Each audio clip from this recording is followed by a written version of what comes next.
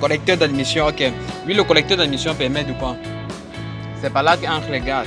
Nous avons le collecteur d'admission et nous avons là le collecteur d'échappement. Le collecteur d'échappement, c'est les gaz brûlés. Donc c'est par là que les gaz brûlés s'échappent lors du quoi? Lors du quatrième temps du moteur. Donc lors de l'échappement, c'est par là que les gaz brûlés sortent du collecteur d'échappement. C'est ça qui est relié directement en bas qui passe par le tuyau d'échappement. Ok, ça c'est la partie la plus vraiment vaste. On va toucher cela en dernier lieu. Nous sommes toujours sur les filtres. On a parlé du filtre à huile. Le filtre à huile pour filtrer l'huile des différents bocaux d'embrayage et frein. Le filtre à air pour filtrer l'air. Nous avons le filtre à essence qui est juste à côté du filtre à huile. Ce filtre à essence permet de filtrer l'essence comme son nom l'indique. Bon, ok, sur le moteur toujours nous avons là en bas le filtre à quoi? Le filtre à huile toujours permet de filtrer l'huile du moteur. Déjà notre moteur, lui, il est essentiellement constitué de deux grandes parties. La partie visible que vous voyez là, qui contient encore des sous-parties. La partie dont il y a la partie visible, donc la partie haute et la partie basse. La partie haute, c'est ça qu'on appelle la culasse. La partie basse, c'est ça qu'on appelle le bloc moteur. Généralement, ce n'est pas visible. Ok. Là, pour changer l'huile dans le moteur, on le change là. Et c'est là qu'on change l'huile dans le moteur. Pour jauger l'huile dans le moteur, on jauge l'huile là. Ok. Nous sommes toujours sur la partie haute du moteur. La partie haute du moteur. Là, tout ça, c'est la culasse. Ok, la partie haute. Nous avons là les tiges à bougie. Donc, il y a 4 tiges. Les tiges, bien les câbles à bougie, c'est le 1, le 2, le 3 et le 4. Voilà les 4 tiges à bougie. Ces tiges à bougie sont reliées directement à ce qu'on appelle l'allumeur ou le delco. Bon, à l'intérieur, les tiges à bougie, on a les bougies. Vous voyez la bougie, la tête argentée blanche. Bon, voilà la bougie, tout le monde connaît ce que c'est la bougie. Bon, la bougie, on reconnecte notre tige au câble à bougie. Ok, on va avancer. Nous avons dit que ça c'est le delco, c'est ça qui permet le démarrage du véhicule. Ok, nous avons là en haut les rampes, les injecteurs. Les injecteurs sont au nombre de quarts. 1, 2, 3 et quarts. Ce sont les injecteurs. Ça qui envoie une quantité de carburant dans le moteur. Ces injecteurs sont reliés à la rampe à injection qui est là derrière. La rampe à injection. Ok, là maintenant, ce câble ici que vous voyez, c'est le câble de l'accélérateur. Quand on appuie sur la pédale d'accélérateur, ça fait vroom. Bien quand on touche comme ça, ça va faire un mouvement de vroom, un bruit de vroom. C'est ça l'accélérateur, c'est juste un câble. Ok, on va avancer.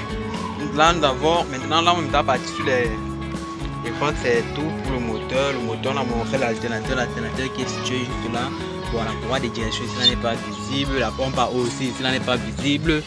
Bon, pour le moteur, je crois que c'est bon. On va revenir comment jauger l'huile dans notre moteur. Bon, déjà pour jauger l'huile dans notre moteur, il y a deux étapes à respecter. Les étapes à respecter sont: première étape, il faut garer notre véhicule sur une surface plate pour éviter un déséquilibre de l'huile, donc pour stabiliser l'huile dans notre réservoir.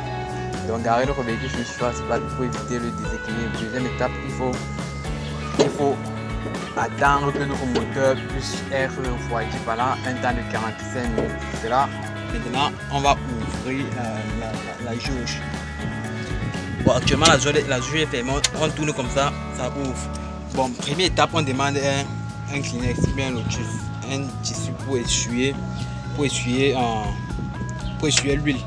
Parce qu'on essuie l'huile pour avoir les bonnes, pour ne pas se tromper, pour avoir les bonnes données. Ok. Ok, là maintenant, voici les repères. Là, il y a là où il y a là où L et F. L, là où, ce qui signifie quoi? E, bien bas. Full, c'est F qui signifie plein. Maintenant, le bon jugeage. Pour juger l'huile, l'huile doit se trouver là, entre les hachures ici. Dans les hachures que vous voyez là, donc l'huile doit se trouver là. Bon, si l'huile est en dessous, ce n'est pas bon. Si l'huile est tellement peu, ce n'est pas toujours bon. Dans la conséquence, quand l'huile est en dessous, ça va entraîner le chauffage. Donc, les pièces vont commencer à chauffer. Bon, ça va aussi casser le moteur en général. Ça va casser les pièces. Donc l'huile, les pièces ne vont pas tourner comme il faut. Donc, ça va casser casser les pièces dans le moteur. Ok, si l'huile est plein dans le moteur, ça va noyer le moteur. Donc le bon jaugeage doit se trouver dans les hachures. Donc l'huile ne doit pas déborder, être bas, bien être en dessous des hachures, bien être au supérieur des hachures. Bon, on va replonger la deuxième fois maintenant pour avoir la valeur de l'huile qui est dans ce moteur. Bon, ok, on rejauge. Bon, vous voyez bien, j'ai jaugé maintenant. Là maintenant il y a l'huile sur. Là maintenant il y a l'huile sur ma jauge. Maintenant l'huile qui est sur ma jauge, c'est en bonne quantité. Vous voyez, ça ne dépasse pas quoi, ça ne dépasse pas F. Donc ça ne dépasse pas F, c'est que l'huile est en bonne quantité dans la jauge. Ok, là c'est tout pour le jaugeage. Je vais refermer la jauge. Ok, j'ai refermé la jauge, c'est tout pour le jaugeage de l'huile. Ok, maintenant on va parler des éléments qui contribuent au refroidissement du moteur. Les éléments qui contribuent au refroidissement du moteur, on va les citer. Dans la troisième partie de la vidéo des flexibles sur le capot. Si vous avez aimé la vidéo, n'oubliez pas de me laisser un petit pouce en l'air et aussi de vous abonner sur ma chaîne pour ne rater aucune vidéo car d'autres vidéos sortiront aussitôt.